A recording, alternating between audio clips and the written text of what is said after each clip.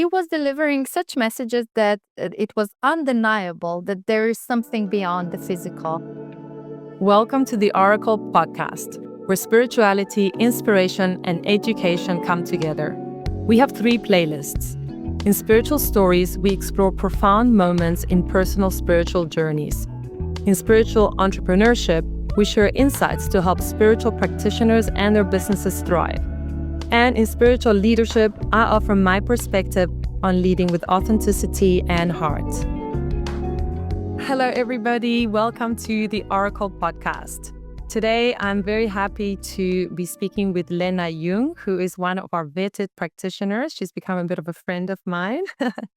And I'm quickly going to read her little profile on our website, Orykl, because I think it's a lovely introduction, and then I'll give the mic over to her. But very quickly, Lena was born in Slovenia, the green pearl of Europe. She grew up as a lone wolf, finding solace in nature and her inner world. After the passing of her husband in 2023, Lena connected with his soul, which then led her to communicate with the Drops, a collective group of high-vibrational beings from Source. Their guidance and love helped Lena heal and reignite her purpose of serving others on their spiritual path. In addition to her channeling work, Lena offers Ayurvedic consultations, Shamanic Journeys, and YinYang Coaching. Her vast experience includes 2 PhDs, an executive MBA, and over 20 years in media and energy businesses. The conventional kind of energy. Lena's work integrates her diverse professional background with her spiritual gifts, allowing her to provide profound insights and guidance to clients, specifically high-achieving women who are experiencing significant life changes.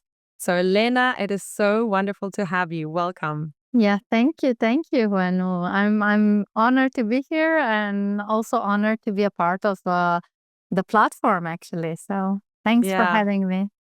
You're so welcome, and I so enjoy your energy. Whenever we chat, I feel like we can keep chatting forever.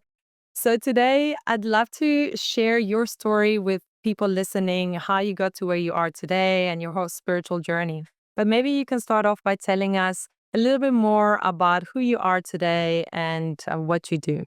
Yeah, it's a very nice question. Who are you today? So I would say, I don't want to sound as a cliche, but I feel as, love. So I am love as you are, and I feel loved, but I'm just in the bodily form currently. So this is how I would actually describe myself at this very moment. But yeah, who am I in terms of also delivering to the world? I think that's something that's saying a lot about a person. And I'm trying to share the light. Again, not to be too vague or a cliche again. But yeah, I do some practices like shamanic journeys, as you have mentioned, and Ayurvedic consultations. And based on that, for example, I am already checking the flight options to go to Uganda for, I don't know, it's 3rd time. And I'm going to work there with the refugees coming from Sudan, and I'm going to work with them actually doing the Ayurvedic consultations with them. Probably also some group counseling based on Ayurveda. So actually, I'm just mentioning this because it also affects the practical part of my life. So yeah, this is how I would describe myself currently. But then also, there's like a regular or maybe for some normal part of life when I do my daily activities that are connected to my energy and climate consultancy job. So this is another part of me. So. No, thank you. And I know you've got sort of one foot more in the scientific world and foot more in the spiritual world, which is actually very interesting. So let's talk about you as a child. I know you're from Slovenia. I know you grew up very close to nature. Can you quickly give us a brief overview of what your childhood was like, and especially if it was different to other kids, and in what way was it different to other kids? As kids, trying to engage and not only be playful, but also creative and so on. I think I was like one of those. But then how it changed my life was mostly in high school when my parents' company bankrupted. And We needed to sell the apartment. First we moved to trailer. Then we ended up in the tent. When it was colder, we just stayed in the car. And then at some point, the family split, in a way that a part of it, like my mom and my sister were staying with one grandma. I was staying with my dad with another grandma. And it was a bit different than life of my schoolmates, at least.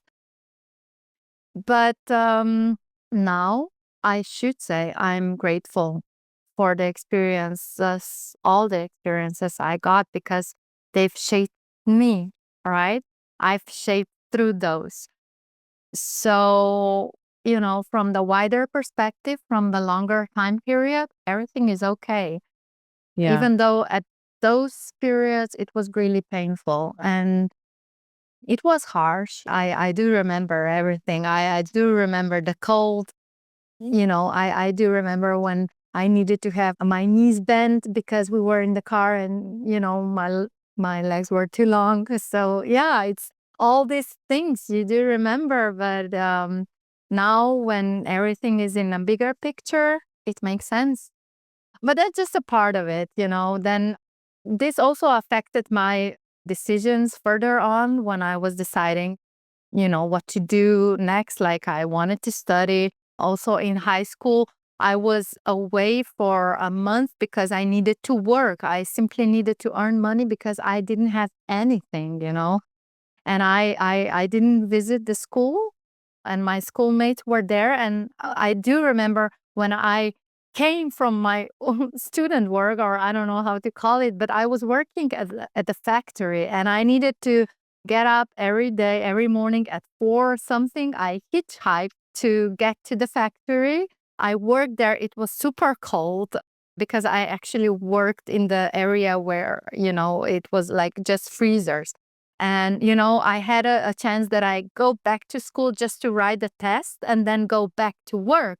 And I realized at that moment, when we are in high school, we are like in puberty. So we have the hormones are running, you have everything else, but not worries, right? Usually there are no worries, or at least not in our part of the world. But then at that moment, when I was writing the test and I was, grasping all that energy coming from other teenagers, I was like, wow, I'm so lucky to be in school. Wow. And then I went back to work and I said, because there were like older ladies, which I, had deep respect for, but they couldn't wait to get some time off to go and somewhere to hit themselves a bit. And I was like, I'm going to do everything and anything needed just to not be in this position when I'm like, I don't know, 55 or 60. And, Yeah. that followed, and I followed that. I mean, and yeah, that's why I did so many studies and so on.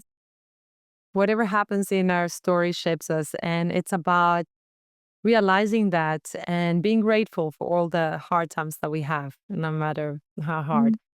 Let's talk about your husband, because he's quite an important part of your journey and your spiritual journey. So, where did you meet him? How did you guys get together? How long were you together? And, what happened? I mean, it's no possibility that this relationship couldn't happen, of course, because it was meant to be. And we all have soul agreements and yeah, all that. But I was 19 and he was 21. And we met when I was working as a student in a coffee shop. So he was visiting daily, having his coffee there. So yeah, I liked his humor. The first, I didn't like his appearance. He was, like at first look, he wouldn't be my choice. But yeah, it was the first experience when I met somebody that I fell in love with the charisma of a person. So yeah, we spent together 22 years. We didn't have kids.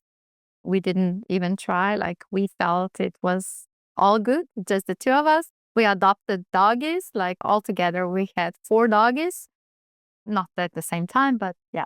So when he got ill, that was in 2021, I believe. He didn't share much with me. So actually, even though we were close, I always felt close to him. He was my best friend, my partner, my lover, I even literally told him when I said, for example, I love you, you're my everything. Like this was literally, the words that I was using because I meant it. So that's how it was. And then, yeah, he got ill.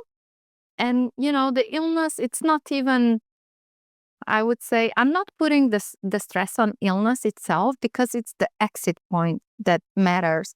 Like when the soul decides, okay, I've done my task here, I'm done, I'm being invited and called to go to the higher realms. I need to continue my path, even though in different kind of form. Well, that's how it is. But it took me to get to this understanding. Of course, before, as you said, I still work in this scientific or tangible world. But at that time, that was even more so. I didn't have a need to develop my spirituality. We are born with something and then we develop it further or not.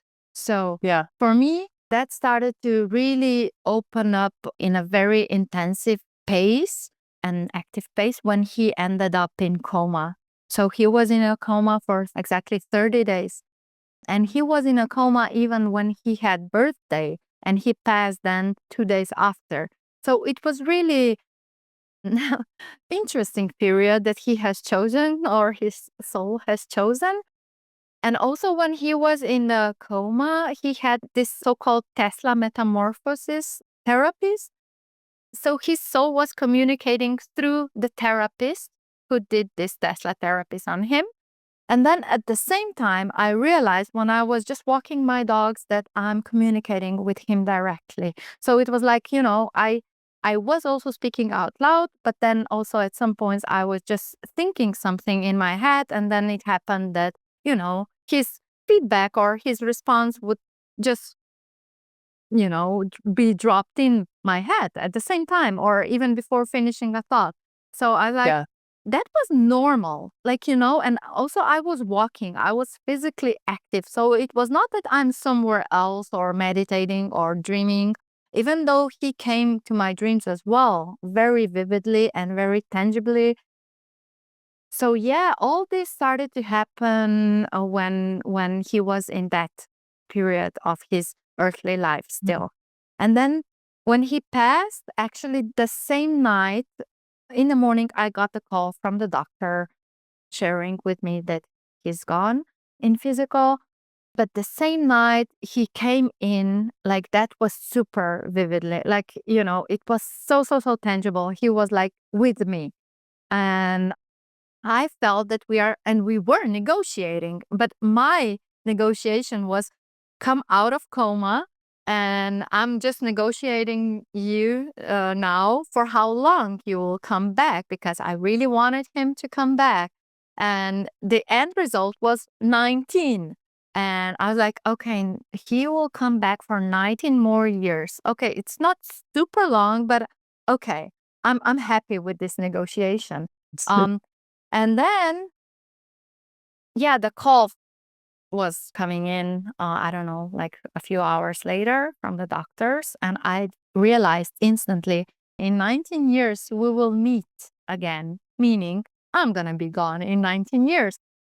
But the thing is that changed. Like now it has been 2 years after he's gone from physical, and he came to me like exactly 2 years after in the dream. He also was coming in between, but again, this time was similarly tangible as the first time, the one that I just described. So he got in, and this period prolonged. And I was like, this can happen? Are you kidding me? Because I was actually looking forward for this 19 years to pass, But anyway, I'm doing my best to live them fully and to bring to the world as much as I can. So I'm not going to share what was the latest, the prolongation, but it was prolonged. So. Yeah, I mean, I can't imagine what that must have been like, that whole process of seeing a loved one go through the death process. Even though I lost my brother but that was an accident. But I can relate to the losing somebody and how that can spark your spiritual growth. Mhm. When things are going great, we don't have so much of a need to look to our spiritual selves. But Yeah. when we're in trouble, that's when we really start looking inside, because it's just so traumatic, I suppose, and you're trying to find solutions and you look inside, right? So I think that was the beginning of your spiritual path, or of how you really got into doing what you do, because I know that after he passed, you had a lot of communication with him as well, and then Mhm. you opened up to channeling the drops. I mean, what happened during that time, and how did you change internally for Yeah. that to happen? It was interesting because also other beings started to come in, but I would say that a part of it, one element was that I really wanted to join him. Like, when he was in a coma, I was actually even saying out loud every day when I visited him, if you're going to go somewhere, take me with you. And, on the rational basis, I knew that that is not really possible because some soul cannot just take the other one.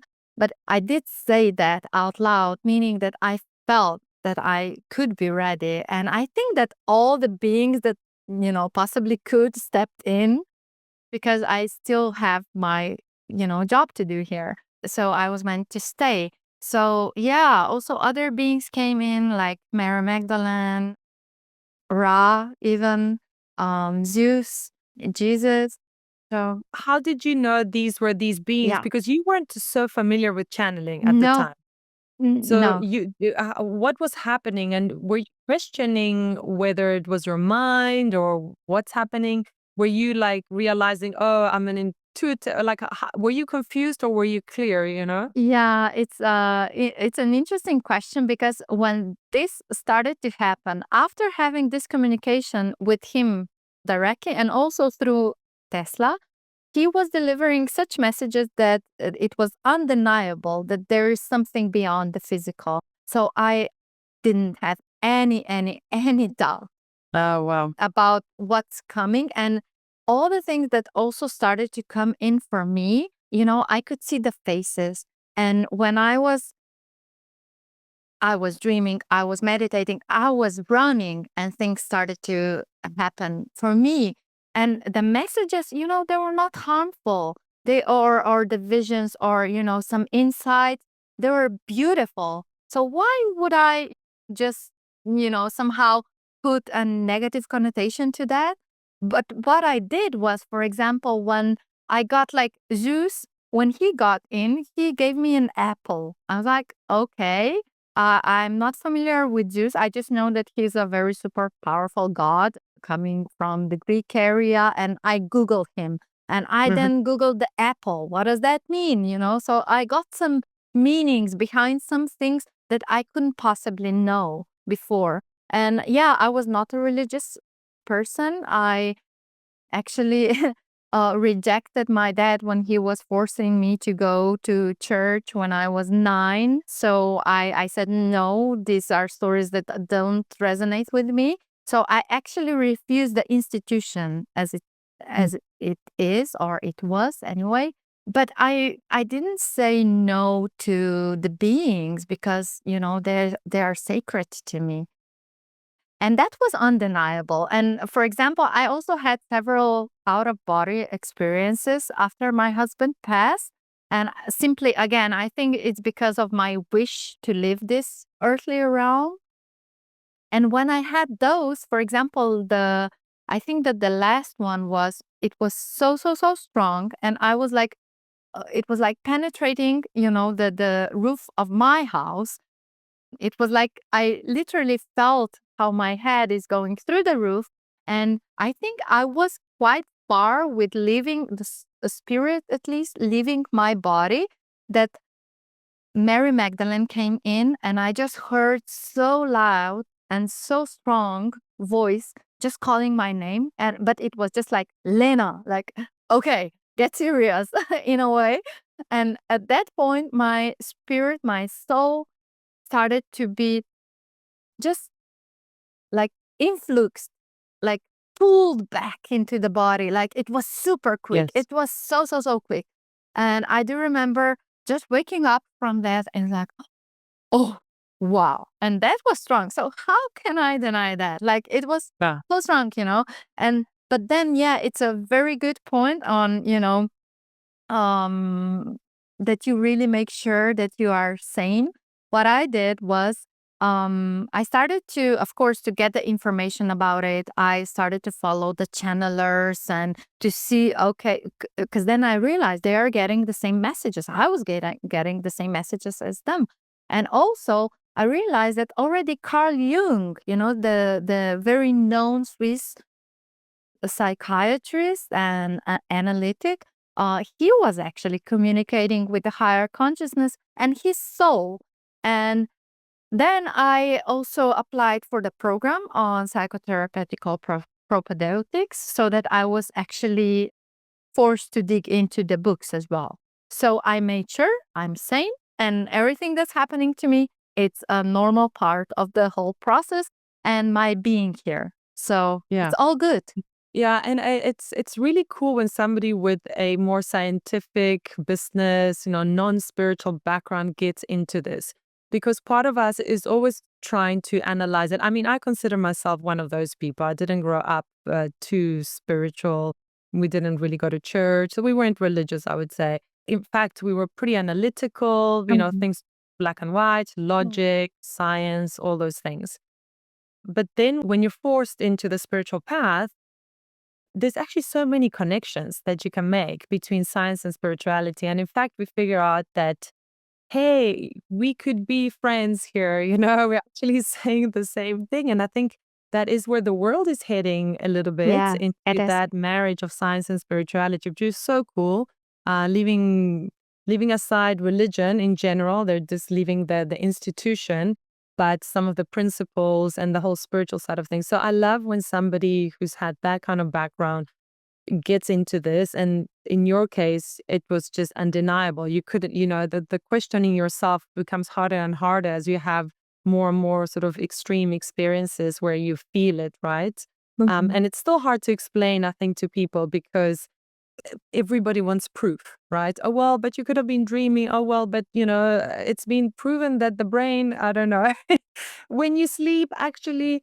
But I am excited to see the rise of people like you who can also talk very logically, and you still have your science, or you've got Mm. your studies and your university degrees and everything. And now you're open to this whole crazy world out there, which is actually not crazy at all. So, Wow. from when you kind of knew, okay, I am getting communication from higher beings, I'm channeling, then I know you, because I know you do both. I know you do channeling and you do your normal job, but like, how has your life changed since then? Like work wise, on the one hand, and two, just your daily routine. When you've Mm. started communicating with these beings, I'm sure internally a lot of things started shifting, and then Mhm. externally as well, I guess Yeah. things shifting. Yeah, it's a very good question. And I think actually everyone should be asking themselves how we are combining all parts of ourselves. So, yeah, what I do in the morning is I do meditate, but that has been the case for I don't know how long already. Even before, my husband passed and even before he got ill. So, what I do now is I do automatic writing as well. I journal.